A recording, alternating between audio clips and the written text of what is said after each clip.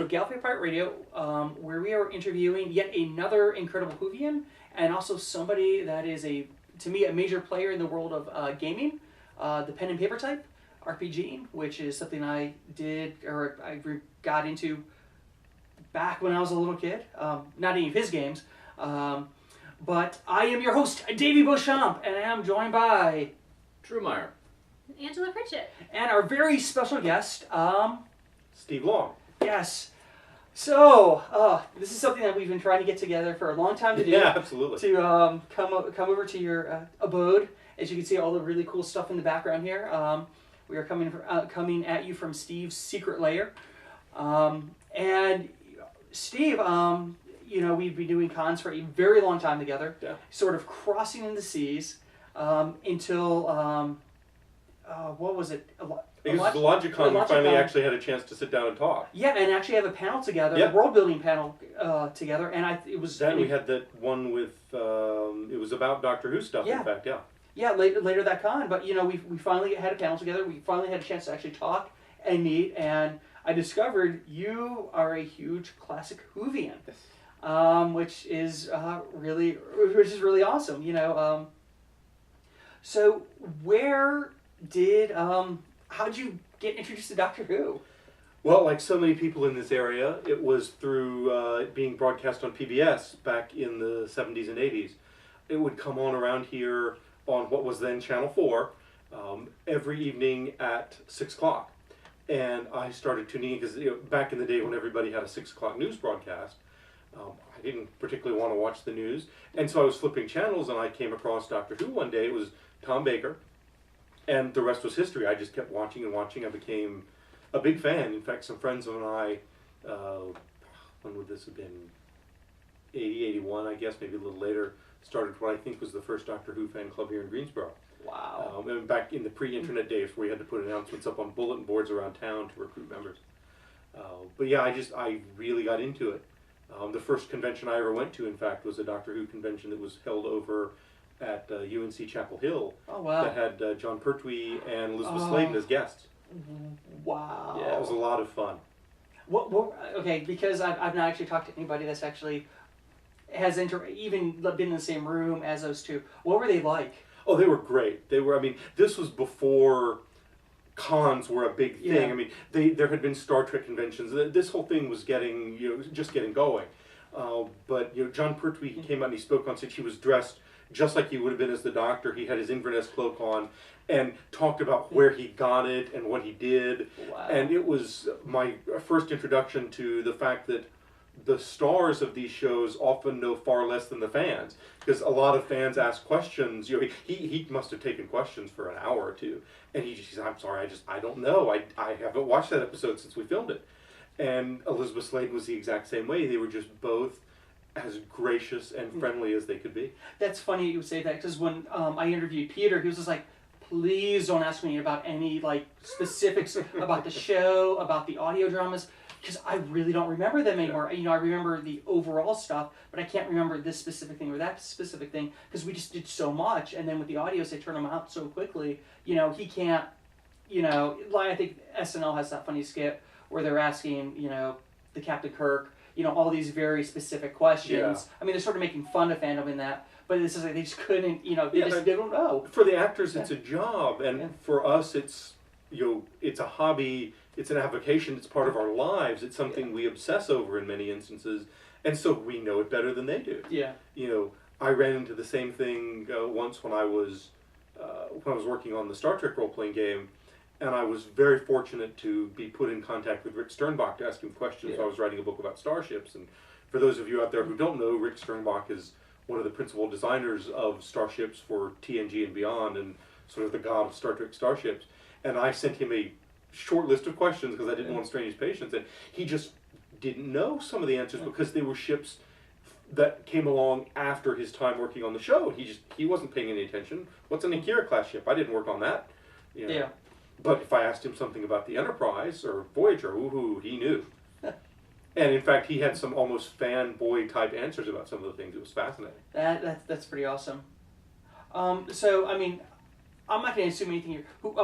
we know who your first doctor is. Yeah. You said it was Baker. So who is your favorite of the doctors? Oh, it's absolutely Baker. I mean, I measure everything against him and the way the villains were depicted with him because for the longest time it was all I saw. Yeah. You know, I watched Tom Baker episodes for 4 or 5 years probably until the regeneration into Davison, and then I watched those for 2 or 3 years, I guess. I did not see the end of his run, but I saw all the early episodes, Snake Dance and Black Orchid and so forth.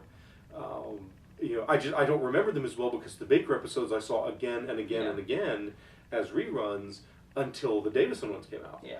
And I've seen, a handful of Trottons and a handful of Pertwees, and I like them, but for me, as fascinating as the modern stuff is, Baker is the man, and nobody else's scarf quite measures up. Yeah, well, I mean, one thing that surprised me is, not everybody may not know who Doctor Who is, but if you go walking around town with a Doctor Who scarf, people are like, they recognize the scarf. Yeah. They always do, because I remember when I finally had my Doctor Who scarf back, it was winter time down in Wilmington, and I just wore it out because I was like, it's cold out, it's finally cold enough to wear this thing outside, and people are like, that show! I mean, they recognize the scarf, because, I mean, that was the thing, PBS, those were the episodes they bought, because they had to buy them in lots, and everybody bought the Baker stuff, and a lot of people bought the Davison stuff. Not many people bought the Colin Baker stuff, and some finally did buy the McCoy stuff, and then they would buy some of the Pertwee and the Trout and stuff like that. But I mean, the big moneymaker for them was the Baker, and plus he had been on the longest at the time. And that probably helped. I'm sure they were able to get a better package deal buying a lot of episodes. Yeah. But I had one of those scarves too that my mom knit for me, but back then nobody other than my fellow geeky friends had any idea what it was about. Yeah. So. And it is just hard to believe that, we're coming on 50 years in November. I mean, it's the longest running sci-fi show of all time. And in just sort of comparison is Power Rangers, of all things, is also celebrating its 20th anniversary. So it would take another 30 years for that to catch up for sort of a modern comparison. It's just amazing. Doctor Who, in a lot of ways, I think, was tailor-made for longevity because it builds into its mythology a way to switch actors and keep the story going. You can't do that with most other shows. No. If, for example, Ted Danson had decided to leave Cheers, that probably would have been the end of Cheers. If one or two of the major actors decided to depart a Star Trek TV show in the middle of its run, that would have been a huge blow. But with Doctor Who, if an actor has to leave for some reason or decides to leave, you just keep going and the mythology continues. It's this wonderful sort of perfect storm. And actually, now that you say that, I think that could be one of the, and this is weird, I'm talking about Power Rangers here, because like every season, they reboot themselves because they're pulling from the Japanese footage, and so they could change actors over and over and over again. And I mean, honestly, at the time when they went from from Hartnell to Troughton, that was a huge gamble, and it paid off. And then when they went from Troughton to Pertwee, from black and white to color, another huge jump. And I'm glad they took those jumps, those chances, because I think it would have always been there in some form or fashion. But we've got 50 years of Doctor Who. Yeah, I wonder too, and you might know more about this as a historian of the show than I do, that initially it was more or less billed as a children's show, and I wonder if it's easier to switch main characters on a children's show where in theory your audience is aging out, than because I know at one point this would have been in the early or mid 90s. I was talking with a British friend of mine about how much I love Doctor Who, and he was astonished, because in his mind it was a little kiddie show and there was nothing to it. It was stupid, it was dumb. He couldn't grasp how much Americans loved it. He thought we were nuts. Yeah, I mean, I think also for them, they grew up with it and things like that, and for them it was just a regular show, because from what I've talked to from other people, like if you go to a convention over there, you'll see some people in costumes. But you come to a convention over here, everybody. Half the people walking around dressed as a doctor. So it's or a Dalek or the TARDIS now. Yeah. I mean, it's a very different thing. And actually, right now, over in England, Doctor Who, not their highest rated show. I mean, it's still highly rated and stuff, but I mean, it is going gangbusters across the world. It is their biggest moneymaker out, Other than maybe Top Gear. I think Top Gear, I was told at one point, out earns it. But it's a money machine. Oh, yeah. And they've done a brilliant job of capitalizing on that, no pun intended. Now all they need to do is actually bring the merchandising to everywhere and get rid of these imports. Open up some factories here in the U.S. and start manufacturing. Because I want my dialect Easter eggs. I want all that cool, You don't want to have to get it secondhand, yeah. No. But then you'll go broke, Davey. I don't care. It's Doctor Who. It's my one passion. I mean, I'm going broke as is, trying to complete my set of DVDs, which I'm halfway there. Yeah, that's not a cheap hobby. I've only got the ones that I really like, and that is pretty expensive. Well, so I'm excited. Tomorrow we get the special edition of Inferno. What's the other one? Enemy, or the Mind of Evil. Mind of Evil, which they haven't released in a long time. And sadly, they're also releasing the 4 BBC documentaries of the first 4 Doctors with their episodes. But I have all those episodes. Yeah, you're not getting anything new. No, I would love to see those documentaries that BBC America shot, but I don't need all the other stuff. Yeah, you're gonna have to pay for it. The documentaries are only 30 minutes long. Yeah. But still, I would love to Actually, see not even them. that. That's 30 minutes with commercials. Yeah, I never saw them, but they're really that short. Yeah. Wow, we've done longer. They do that, and then they show the episodes. Oh, okay. So it's 3 hours long. Okay. But they do the documentary right at the first, and they show the episodes. Yeah. Okay. And they were. I watched the one for Tom Baker, and it was pretty interesting, particularly since Baker was around and could actually answer a few questions on camera. But I don't know that it's.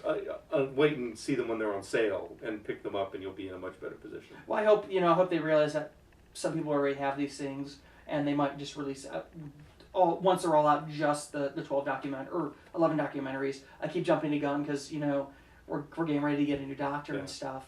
Do you guys have any questions for Steve before we start talking about the name of the Doctor and the 50th anniversary? Not me. I think you pretty well covered it. So. Oh, okay. One of the things you've been biting at the I don't even know what the expression I was going for. Chomping at the bit. That's it.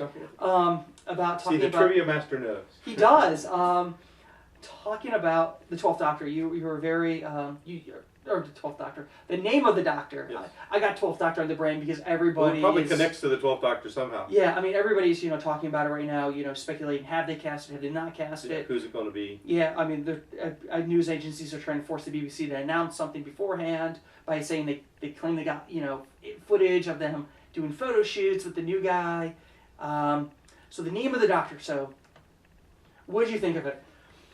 I think the name of the Doctor really well encapsulates both what is best about modern Doctor Who and what is worst about modern Doctor Who. Okay. On the one hand, I think it did a good job of wrapping up a long-term storyline. In particular, I think it handled the Jenna Louise Coleman, Clara storyline very well. Moffat clearly, to my way of thinking, had this ending in mind from the moment he wrote her first appearance in the series. He planned it all out. He had this idea, and he was going to manifest it over the course of 2 seasons, I guess, or a season and a half, depending on how you slice it. And that was handled very well. I liked the resolution of her story. I liked the way they worked her in. I loved seeing them put her into old episodes, though technologically it looked a little clunky to me. But that was very well done. On the other hand, and here's where I go on at much greater length about the negatives, I suppose. I think there are a lot of problems with it that are sort of endemic to the way I see modern Who working. The first is the awful choice of villain. The Great Intelligence wasn't working as a villain. I give them props for trying to bring a villain from 40 years ago back. That was, props to them for trying. But the fact of the matter remains, nobody knows who this guy is and nobody cares. And they didn't ever make me care. They never made me think, oh my God, this guy is a badass. An attack on the Doctor that momentous should have been done by somebody who is equally momentous, and that somebody almost certainly should have been the Master. If it's not going to be the Master, it should have been the Black Guardian or somebody that powerful. I'd even settle for Sutekh from Pyramids of Mars. But the Great Intelligence, the Whispermen were very cool looking, for example, but the Great Intelligence himself never felt like a threat to me. The Master really should have been the guy pulling those strings. That's exactly the way he should operate, in my opinion, because I'm from the Anthony Ainley, Roger Delgado school of the Master. And that's how he should be manipulating things. Every now and then we should see a little shrunken person, and every now and then he appears and does something horrendously evil and vanishes. But the two big problems I'm seeing here, to my mind, and reasonable minds may differ. One is the modern emphasis on continuity and the importance of the Doctor. Historically, Doctor Who serials have been discrete. They have told a story and they have moved on. Mm-hmm. Modern television, of course, doesn't always work that way, and people like serial, or television writers and producers like serials because they, in theory, keep people interested and bring them back week after week for commercials. That's the whole reason soap operas were invented. Yeah. But in a lot of ways, I don't think they're making full use of the potential that seriality offers, and it's leading to a lot of convoluted and unnecessarily complex stories and storylines that just aren't that much fun.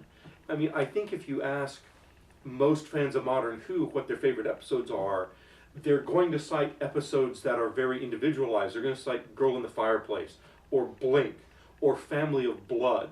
And these are episodes that don't tie into the overall continuity. You can just enjoy them in and of themselves. You don't have to know what happened 3 episodes ago.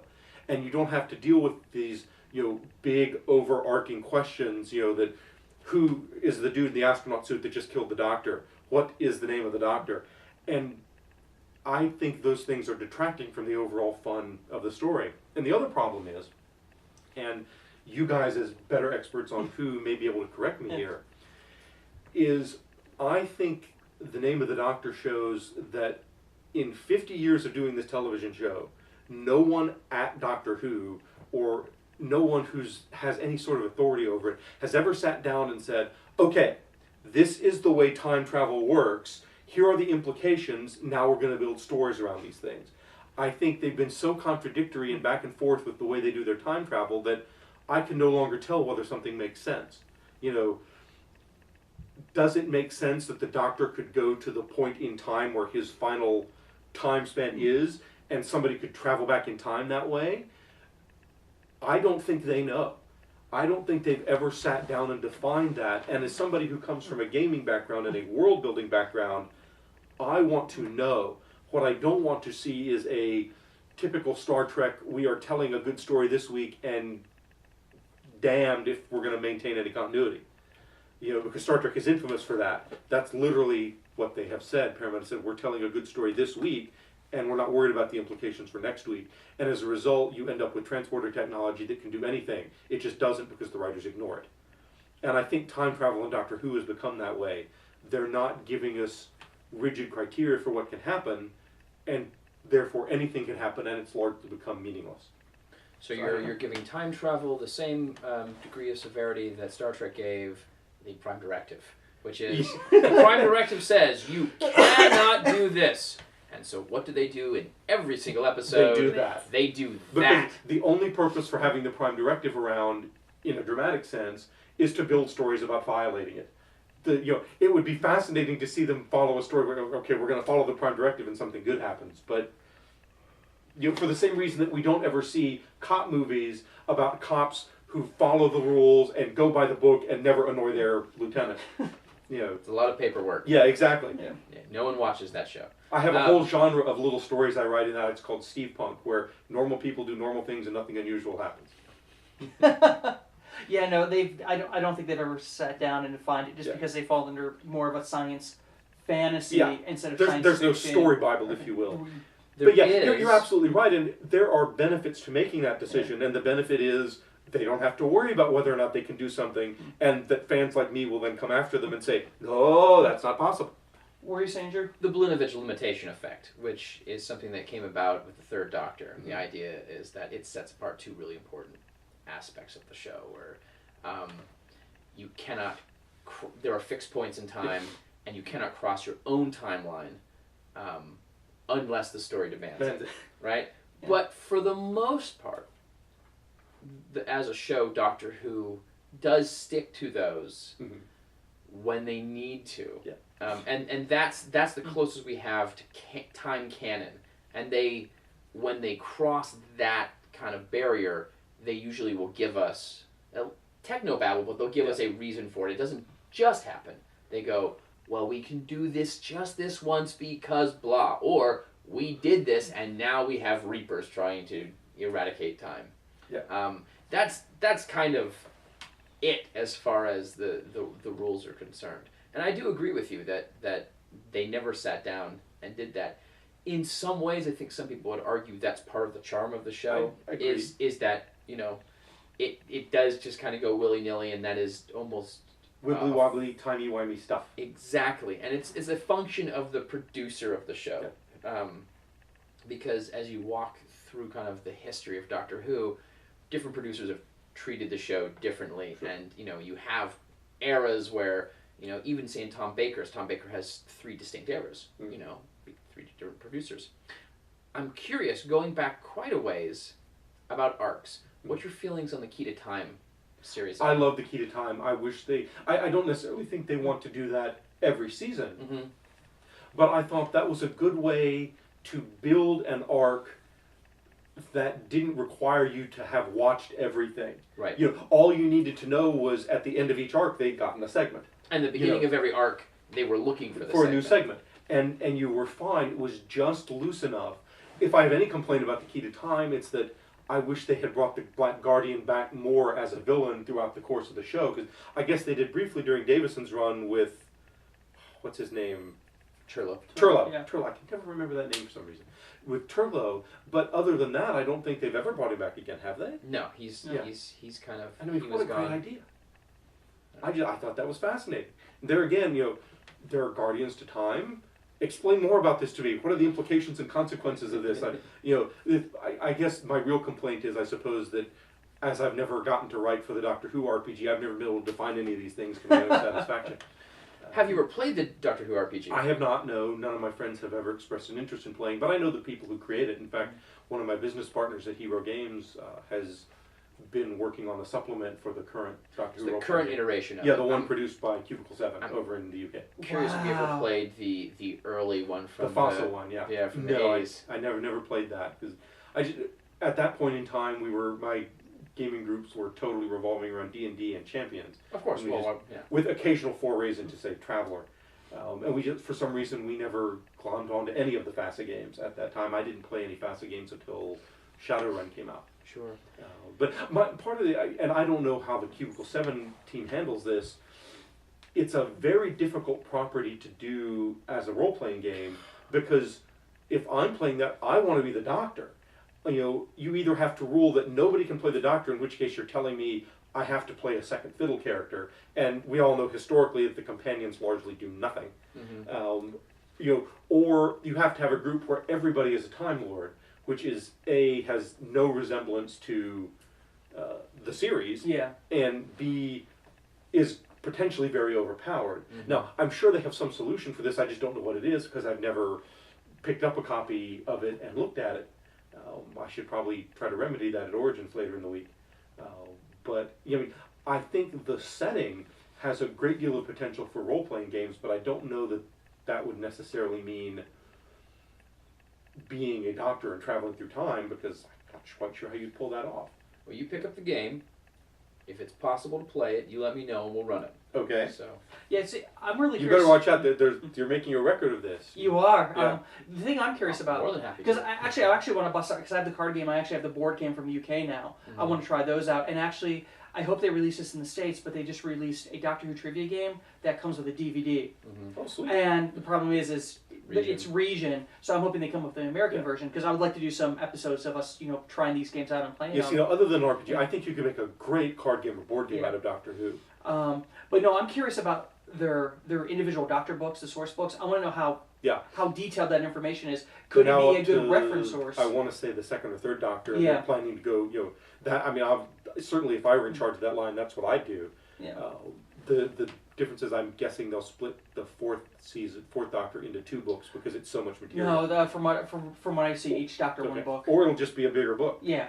Because not only is it 7 seasons, but it's the Doctor Who that most of their American audience is most familiar with.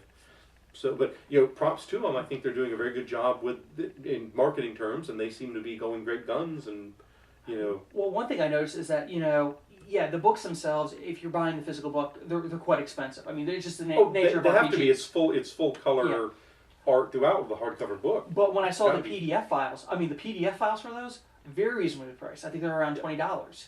Yeah. I mean, I'm really thinking about picking up at least the PDF versions just so I could, take a look, review them, and stuff like that. Because I'm curious about how good and how detailed that information is. Because they may have information in there that I might have overlooked because we're missing episodes, especially out of Hartnell and Troughton that might be in there that I may be like, oh. You may. I don't know if they are in any way distinguishing canonical versus non-canonical information, and that may trip you up. I know when we were doing the Star Trek RPGs, we did not distinguish. We were very certain to include all the canonical information. Yeah. So when we would produce an outline for a book, the outlines would sometimes be 20 and 30,000 words long because we wanted to make sure that all the writers knew what to include. Yeah. But I don't know. Is there a Doctor Who encyclopedia the same way there is a Star Trek encyclopedia that is a sort of the ne plus ultra of Star Trek references? No, I mean, they have created encyclopedias, but by no means are they all-inclusive, or do they have all the information in there. I would say the modern stuff that they've done, especially the stuff they did for the iPad, which you get the digital updates, is pretty decent, and they have revised the physical one with the 9th, 10th, 11th Doctor at least one time with additional information, but by no means have they really come down and sat down like, this is your encyclopedia of Doctor Who, which I would shell the money out for. I mean, that's something, that'd be a reference I would shell the money out for, a complete and utter guide. I've got 3 copies of the Star Trek encyclopedia. Every time a new edition comes out, I buy it. Yeah. But yeah, I mean, so the creators of the game are gonna horror of horrors just have to sit down and watch a lot of Doctor Who and take notes. That's how I did it for Star Trek. And it was tough being paid to watch Star Trek 8 or 10 hours a day, but I did it. I would kill for that job.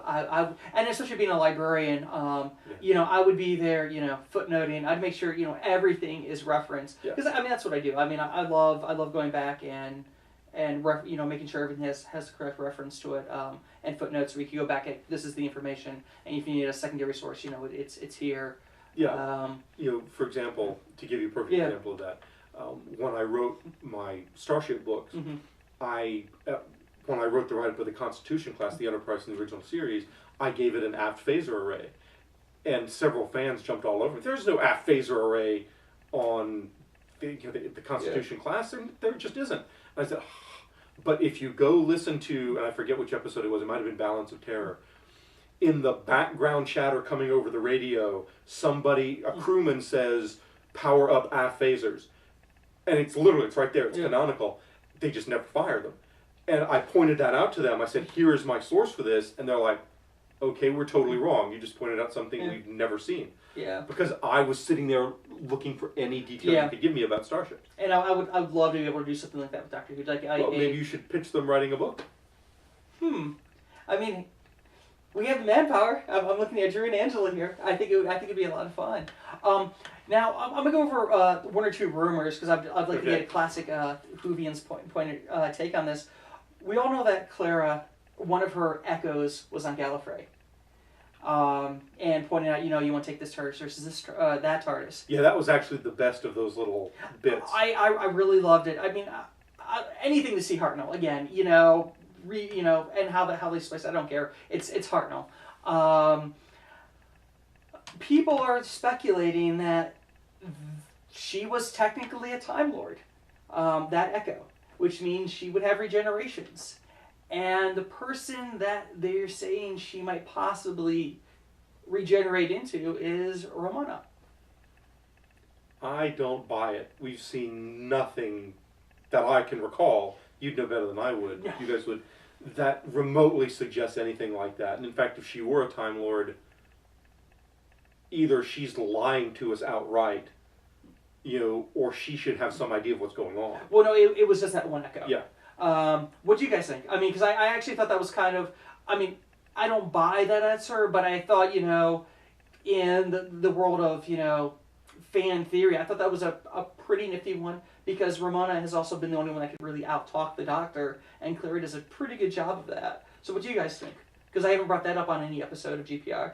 I mean, if they wanted to do it, I figure they could figure out how to make it work. But I mean, also if they did it, then there's going to be a lot of backstory explaining, because New Who, Classic Who.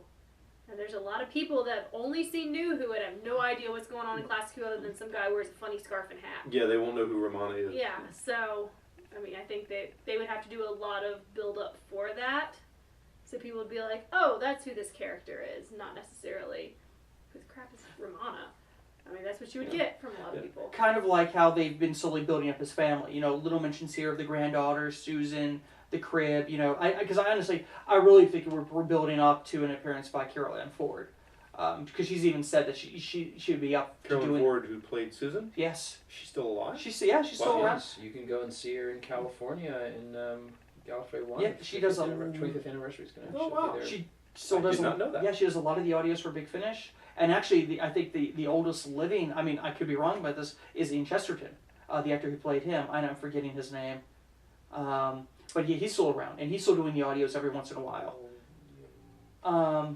William Russell? If they're going to tell us his name, you know, giving us more details about his family. I always assumed that calling Hartnell grandfather was just a way of, you know, explaining why this young girl is riding around the universe with this pervy old man. But, you know, I didn't think there was ever any actual relationship. But if there is, Well, see, fantastic. I always thought there was, but actually somebody found and they're going to publish these notes that actually one of the original ideas for the Susan character, before they decided she was going to be his granddaughter, was that she was going to be like this alien princess that he had helped escape from another world.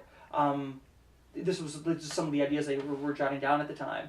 And at some point they're going to publish these so we could actually have access to them. Because I'd love to see what could have been. Yeah. But what do you think about the Romana Clara theory? I mean, that one echo went on to become... I don't think it'll ever get touched upon, only because think about how much catch-up it would require for an audience, and it maybe an audio drama.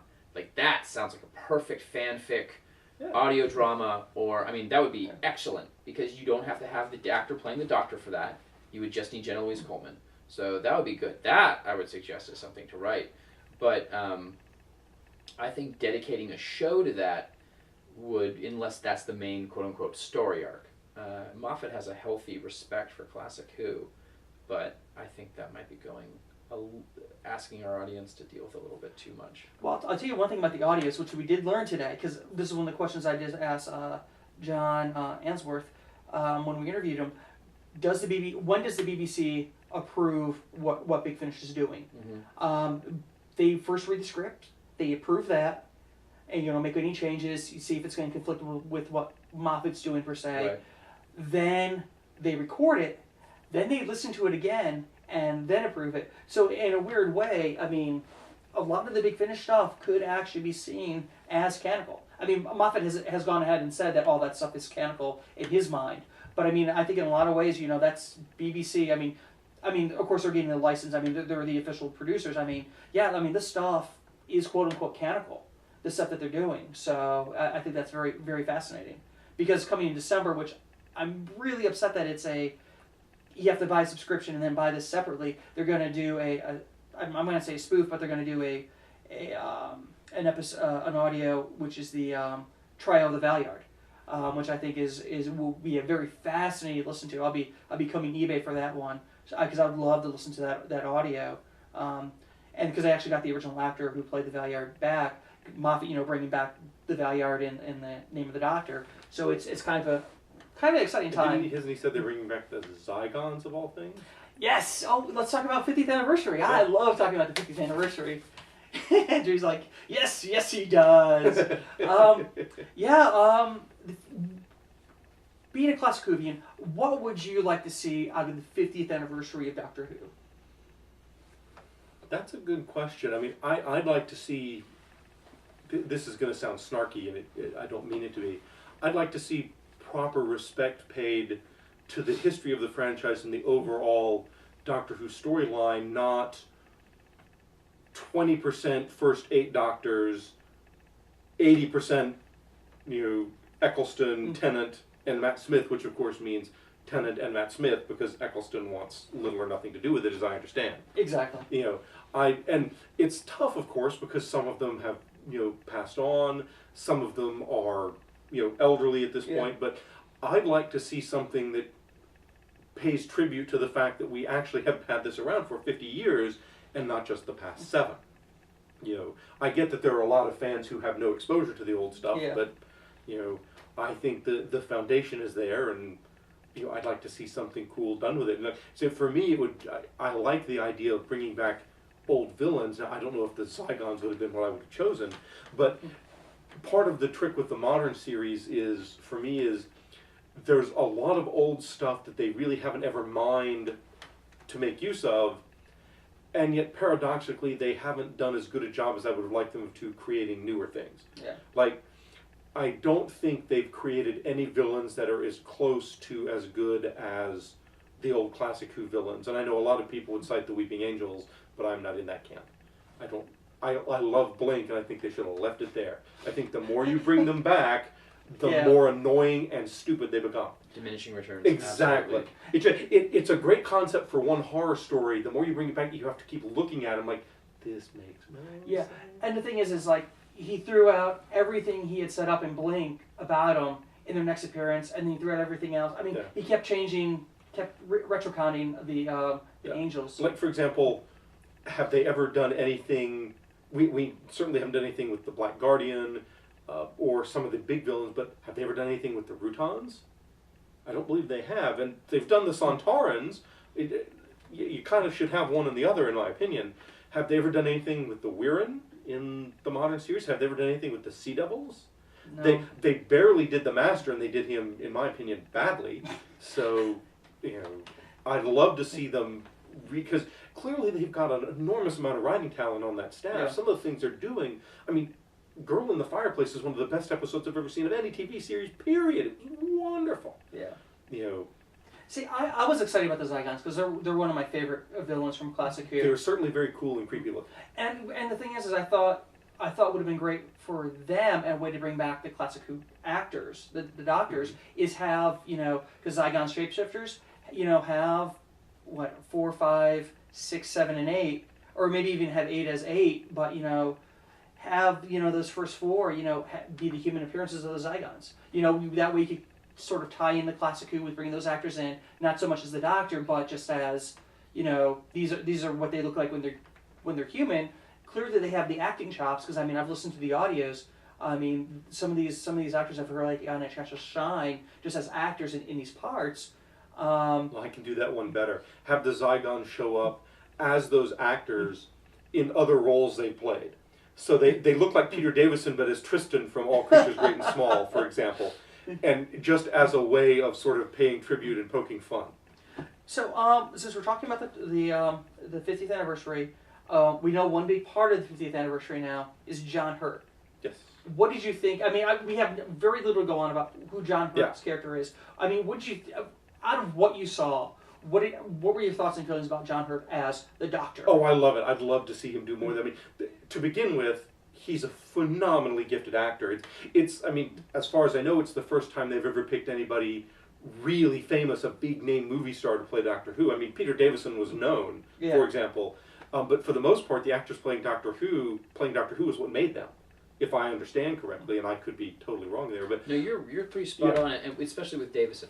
Yeah, but when he turns around, it's like introducing John Hurt as the Doctor. That was the only time in that episode I had chills going up and down my neck. I'm like, awesome, because he looks like he's got this, as compared to Matt Smith's joviality and sort of plastic face, he's got this hard-bitten, rode hard and put up wet, John Constantine as the Doctor look to him. And I really liked that. I hope they don't just fumble that and screw it up, because if you let him go down you point him down the right paths, John Hurt is going to turn in a masterful performance, no pun intended. And that's what they should do with him. They should make him the Master. There you go. So do you have any theories about which Doctor or not Doctor John Hurt might be? I'm not sure if you've speculated at all. I haven't really. In theory, if I remember correctly what they said in the episode, isn't he supposed to be basically the last Doctor? But honestly, like you were saying, they will throw out and retcon continuity as they need to. So I certainly think even if he is supposedly the last regeneration of the Doctor, we're just seeing him in time right now. That doesn't mean there couldn't be 50 more of them before we get to him. Well, what they actually said is he was somebody that he regenerated into. We don't know at what point, but he wasn't the Doctor because he did not act in the Doctor's name. I guess he made sure there's a different name or something like that. Because there's been a lot of speculation that maybe he's the guy that came before Hartnell. He's the guy. He was actually the Doctor that fought the Time War. He could possibly be somebody around the time, or possibly even the Valeyard in an older state. No. Some people say he might be the Eighth Doctor, super old, because we don't know how long the Eighth Doctor was. Because honestly, if you look at the Doctor talking about his age, I mean, Colin at one point in one of the episodes said he was over 1,000 years old, and now Tennant said he was 900. So I mean, the Doctor is clearly lying about his age. But that's an interesting thought there. That I'm losing my train of thought here. That you could have that he could be the same person, but if he's not acting, if he has not adopted the name of the Doctor, he's not really the Doctor. That adopting the name of the Doctor is something you do, like that this Time Lord did to say, I am now going to become a champion of good, justice, and order, like putting on a knight's armor, if you will, or joining the Knights Templar, so to speak. If John Hurt is this person, but hasn't adopted the mantle of the Doctor, and yet it said introducing John Hurt as the Doctor. Yeah. So, but that's a fascinating idea, and now it makes me, okay, there's some real story potential here. What if the Master is the Doctor from like an alternate timeline who made the opposite choice to be a champion of evil and chaos and disorder and control, and so they're not just arch enemies, they're diametrically opposed versions of the same person, because we've certainly seen that you can have multiple copies of the same person in this setting. That would be really cool. To me, I mean, I'm sure some people would turn over in their graves, but you could get some definite story mileage out of that. Yeah, or bring back Rassilon. Boy, once again, did they drop the ball. You've got Timothy Dalton to play Rassilon, and you can't do better than that. Yeah, that whole dun dun dun dun thing was just, they did such a great job building that up. It was so creepy and cool, and they just couldn't get the ball across the finish. We have yet to do our talk about the end of time. As you can see, you're wincing here. I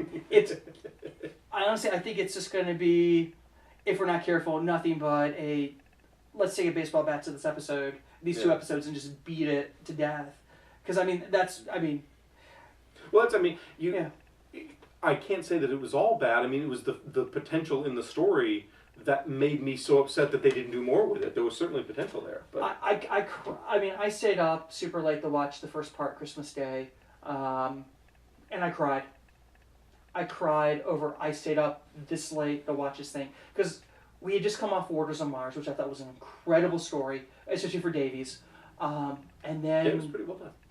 Then we get the End of Time Part 1, and I was livid. Yeah, no, I get that. I mean, because The Waters of Mars, it was good. It reminded me a lot of an episode that Drew and I were talking about earlier today, The Robots of Death. Yeah. It was very similar we're trapped in an isolated place on this alien planet, and bad things are happening to people. No, that's not exactly. I mean, there are many Doctor Who stories like that, but just have to remind me of that one. So, do you guys have any more thoughts, questions you want to pick Steve's brain with? Oh, I had so many ideas, and then you mentioned the End of Time. And now I'm drove it right out of your head. Well, I'll say this about the End of Time. Supposedly at one point they were saying that for the 50th would begin a new Master, and they have made mention about who they want to cast. I don't know if it's a done deal, if it's been signed.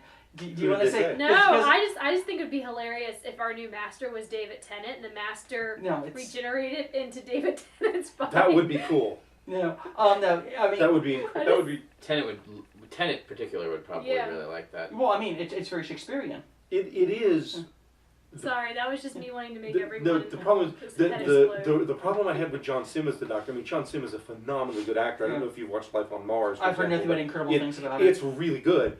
The problem is, I get what Davies and Moffat were trying to do. They were trying to make the Master the opposite of the Doctor, but they gave the Master this same, I'm this manic bouncing around guy. I'm just evil. And that, to me, that just totally doesn't work for the Master. The Master is Svengali. The Master is a manipulator and planner and schemer par excellence. He doesn't bounce. He doesn't make jokes. He shrinks you down to this tall and kills you. Was it? I like the guy they had playing it before Sims. Yeah, the elderly grandpa. Yes. If they kept him, I mean, that guy. It's like evil grandpa. Karen Jacoby. Yeah, I think it was a phenomenal. But no, there's speculation, and there's been talk that Bernard Cribbins? Cumberbatch. Benedict Cumberbatch? Yeah, no, there's no way they're going to get him. There were having talks. I think he could do a great job with it, but he's pretty much locked up with Sherlock and now becoming a big fat movie star.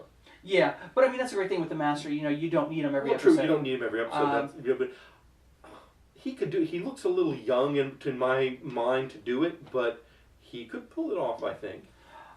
Now, also, this might be something to ask a classic Whovian. Now that we know we're going to lose Matt Smith at the end of the Christmas special, maybe the beginning of the Christmas special, somewhere within the confines of the Christmas special, he's going to regenerate.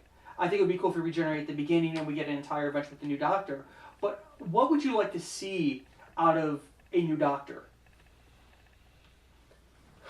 That's a good question. Honestly, what I think I would like to see most is I'd like to see a Doctor a little bit more like Eccleston, who I wish we had kept for a couple seasons. Tennant and Matt Smith more so, have both been humorous in a way, trickster characters. Allons-y and custard and fish sticks. Yeah.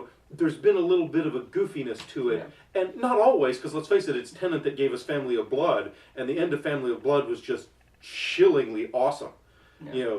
But I would like to see a Doctor who's a little bit more hard-bitten, who's a little bit more serious, who is maybe not afraid to take extreme measures when he has to.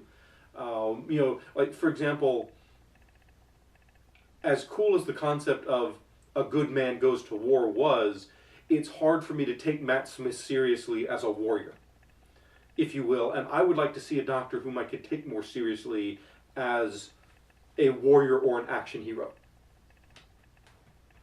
Yeah, I would like an older, more serious Doctor. As much as I've enjoyed these past two Doctors with their silliness, their goofiness, they're very much like at times cartoon characters given life. I'd like a more reserved, more stoic sort of Doctor. That's just me, because I think we've had almost 7-8 years of this more in your face type of Doctor. I'd like to see dial back a little. That was what really impressed me early on about Eccleston, was he showed up and he was this sort of no-nonsense, hard-bitten guy in a leather jacket. I'm like, that's not Doctor Who. But, where's the scarf? He should have a goofy jacket. He should have something that sets him apart sartorially. Whether it's a stick of celery or that incredibly, mind-boggling coat that Colin Baker wore, or an umbrella with a question mark on the end. And he didn't have that. But about 2 episodes in, I'm like, wow, this is a really interesting take on the Doctor. I like this. And they're paying some attention to the companion. They're making a real character out of her. This is fascinating. And then he left after a season. I wish he had stayed around for another season. Well, I mean, he was actually signed on for 4, but they let him out because he didn't like the shooting conditions. Fair enough. The hard schedule and stuff like that. Yeah, working on TV is not easy. No. And I mean, BBC does do it a little differently, because they only do 13 episodes and not like the 24, 28 that we do here. But yeah, no, I mean, and he respected the contract. He really didn't say much about it until after the contract ended, and they ended amicably. He has to be let out. They let him out, things like that. But he's just, I don't know why he's distancing himself so far when he's taking up roles in like G.I. Joe and then Thor. I mean, it's not like or Heroes. It's not like he's removing himself from pop culture. Yeah. I mean, hell, he played John Lennon. There may have been something about the experience that he just doesn't want to go back to. Yeah, but I mean, I think he's going to be a Baker. I think later down the road he's going to be like, I should have embraced this a little bit more and not not distance myself so much.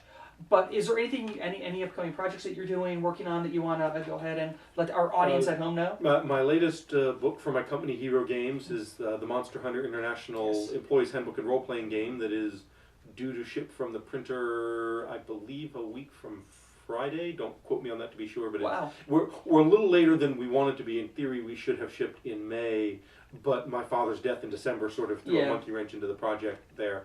I didn't get much done. Yeah. And that's entirely my fault, not my business partner's. And I'm currently sort of juggling a bunch of things, working on some fiction, working on a big book on mythology called Mythic Hero that may someday be finished and that I may someday get to publish. Yeah.